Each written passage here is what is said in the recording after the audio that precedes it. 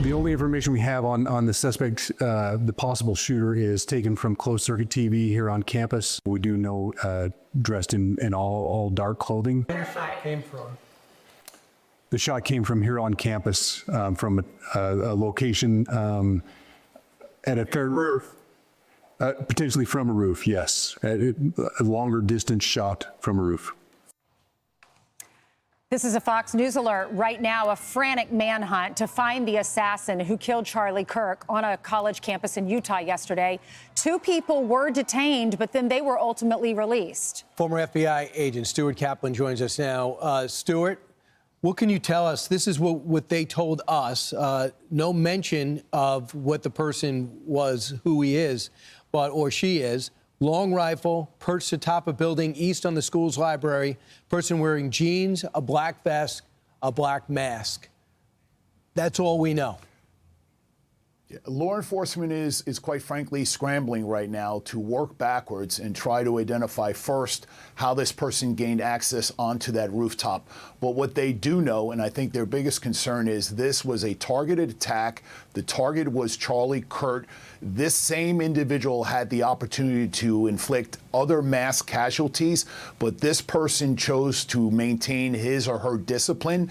They got up, they took the shot, and then they got out of there. That indicates that there was a survey prior to yesterday where this individual had the lay of the land to understand how to get onto this rooftop and then how to very quietly escape undetected at this point. That is a very difficult task for the FBI and other law enforcement partners to work through to try to get some indication of who this person may be. Stuart, we all want this person to be caught. What is the FBI looking for? Because all we're hearing, like Brian said, person dressed in black. That's like every person. Well, there's a lot of information that I'm sure that the FBI has. For way of example, we don't know whether or not the shooter left the weapon behind. We don't know whether or not a shell casing, the one bullet was discharged from the rifle. Was it a bolt action? If it was a bolt action, that means someone manually would have to discharge or eject that shell casing. Did they collect the shell casing? Have they sent it for fingerprint analysis or DNA analysis? Now, that can be turned around in a very short period of time. That hasn't been disclosed to us with respect to the weapon, the shell casing. And of course, today, you're going to see an attempt to try to locate the bullet itself, because the bullet obviously went through Charlie Kirk. It has to end up impaled somewhere. They're going to try to locate that. They're going to try to work backwards. You're going to see them out on this venue with lasers to try to set up some sort of forensic trajectory to see exactly how this person was perched, and try to then identify a profile. Was there any active threat against Charlie Kirk that, quite frankly, is not known to the public, and try to nail down if there are individuals that may be out there that they're aware of. Stuart, give me an idea of the level of skill a sniper had to have to be able to pull off that shot. Well, like I said, when you take a look at the altitude or the elevation of the way Charlie Kirk was seated, he had a tent over him. And so when you back up, let's say 450 feet, 500 feet, 600 feet, that shot becomes more and more difficult because you're looking down at that target.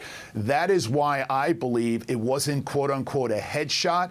It was taken at the upper torso because the line of sight only exposed Charlie Kirk's upper torso area or the neck area. I think if the tent wasn't concealing Charlie Kirk's head, quite frankly, you would have seen this as a headshot.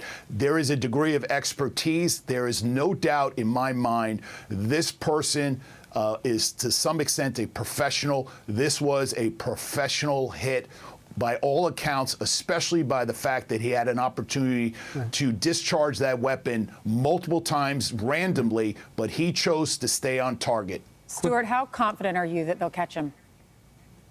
Well, let me tell you, the men and women of the FBI with their counterparts are the best in the world. I can tell you, with having Kash Patel at the helm, the FBI, and I've spoken to several agents that are now on their way to Utah, you have the best of the best in the world on this planet who are going to work 24 hours a day. They're going to find this guy. The biggest concern is this individual has shown that he is not willing to engage law enforcement. He doesn't want to be apprehended. He doesn't want to be engaged in a shootout. This is a very, very dangerous individual. The threat level to public figures, to include the president, as high as that threat level is, has been elevated exponentially since yesterday. Stuart, you know, at first I thought, why would he wear black? Look at the buildings. But then I realized the roof is black, all right? And we have footage, at some point we'll show it, of a guy walking around. We don't know if it's him, and we have a person commentating saying, what's that guy doing up there? And the other question would be, you got a black mask, you got a black vest, you need ammo, you have a rifle. Are there rifles, sniper rifles, high-level sniper rifles, that could separate, like a pool stick, and be able to put maybe into a vest pocket so you can walk out of a place without saying, who's that guy with the gun? No question about it. You know, there are weapons that you can disassemble within seconds. And certainly, again, someone would have the proficiency to be able to do that. Keep in mindset to then disassemble that weapon in a very short time span, put it in a bag, and extricate them off that rooftop. That is why, quite frankly, that weapon may have been left behind. We just don't know that. The FBI may be sitting on that information. They just don't want to publicly make that available to us. But again, it's more consistent with the proficiency and the expertise of this shooter. Stuart, excellent job. Thank you for your service over the years, and thanks for coming on and waking up this early. We appreciate it. If you have any information, if you have photos, if you have video, if you were there on the scene, if you have even just one small tip could help, call the FBI or go to tips.fbi.gov/digital media and then scroll to the bottom of the page. You can see it right there on your screen. I'm Steve Doocy. I'm Brian Kilmeade. And I'm Ainsley Earhart. And click here to subscribe to the Fox News YouTube page to catch our hottest interviews and most compelling analysis.